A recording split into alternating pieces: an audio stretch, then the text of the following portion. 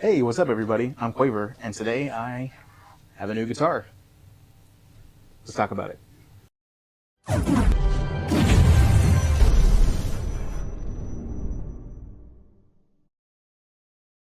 Alright, so today we have the Jackson Guitars HT6 Misha Mansoor signature. I've been wanting this guitar for the longest time, and not just because it's blue, if you couldn't already tell that I'm a fan of blue, except for that one over there. This is a guitar that I've been wanting to play on for so long, and oddly enough, it's for a very specific reason. Unfortunately, I tried to do an unboxing with this, but my camera kind of messed up a little bit, and all the footage got lost, and it wasn't anything particularly special. It was just an unboxing, how it actually came. It didn't come with a gig bag. I have a hard case for it in the first place, but something that's actually really cool, and one of the features about this is it came with Jackson strap locks. Didn't expect that. Really cool. I didn't even know Jackson made their own brand of strap locks, which is something I can appreciate. So, this is basswood, or basswood, I don't know how you pronounce it. Doesn't help that I'm dyslexic.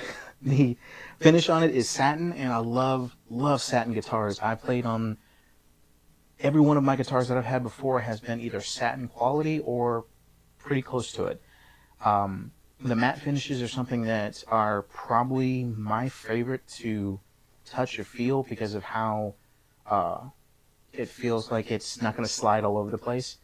But the body shape on this is the juggernaut shape. I believe Misha developed that for designing his own line of guitars, because there's a handful of other ones that are similar to this. 7-string, I believe also an 8-string. There's a handful of other colors along with this, and this one retails about $800 to $899 USD, I believe, which is not bad actually. For what you get and the quality of this, it's not bad at all. The caramelized maple neck is something that, this is just beautiful. I love that.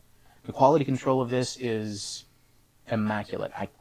There was no dings, no nicks, no scratches, no dents, nothing. Not even some of the headstock, as far as that being some of the wood or some of the paint finish sometimes gets overlooked because it's like, it's the headstock. Who's going to really notice? I notice, and most of the time it's something like, okay, there's a little scratch, a little dent, a little ding. No. Nothing. This has been immaculate work. I love the color of it, love the feel of it. The scale length is 25.5 inches, which is at least like a normal standard for most guitars in the first place.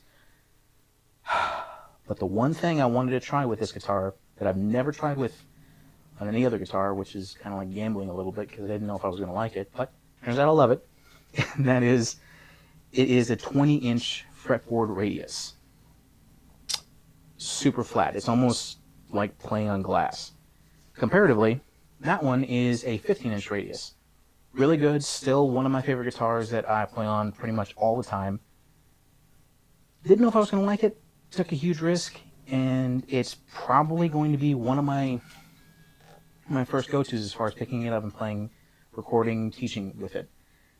Yeah, I didn't expect to love it as much as I do. The frets are jumbo 24 frets. The one thing that I really appreciate this is the heel-mounted truss rod adjustment at the top where the neck pickup is. Yeah, I like that. That's actually really cool. The uncovered MM1 humbuckers are something that I didn't know I was going to like as much.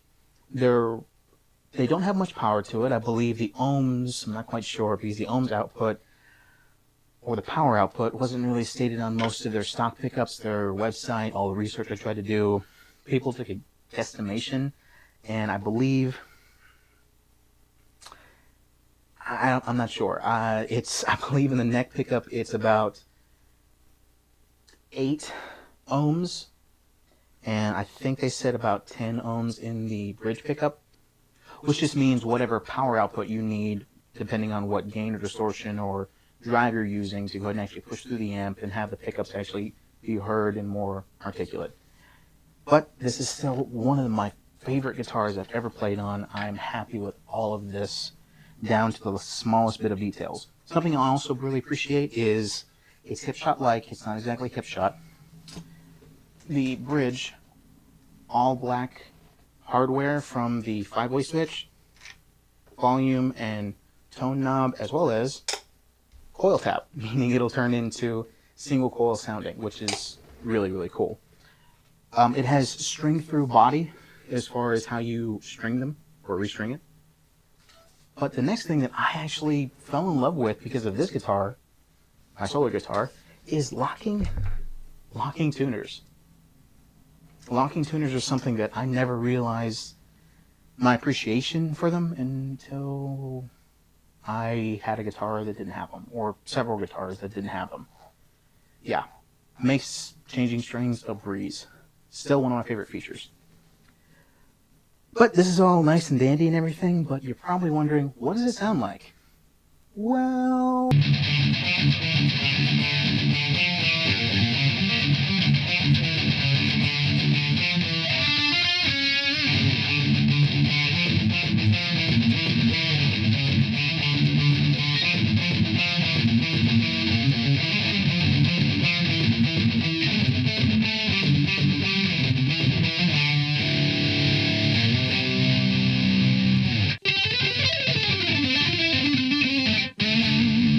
Alright, thanks for tuning in. I appreciate y'all's views. Please like and subscribe. I hope this was really informative about this particular guitar. And maybe one day you'll buy one for yourself. I'm not paid by them, by the way. This is just me gushing over something that I'm nerding out about as far as it being... I love guitars. Anyways, I'll see y'all later. Hey, I almost forgot. You can also find me on Ko-Fi/Quaver Lessons to go ahead and sign up for the lessons that I'll be giving. There's 3 different tiers, and if you want to go ahead and throw in some tips for my strings and picks, or even just to keep me energized, because there's a category for that too. I also joined the Fiverr community, and you can find me under Quaver Lessons there too. See ya!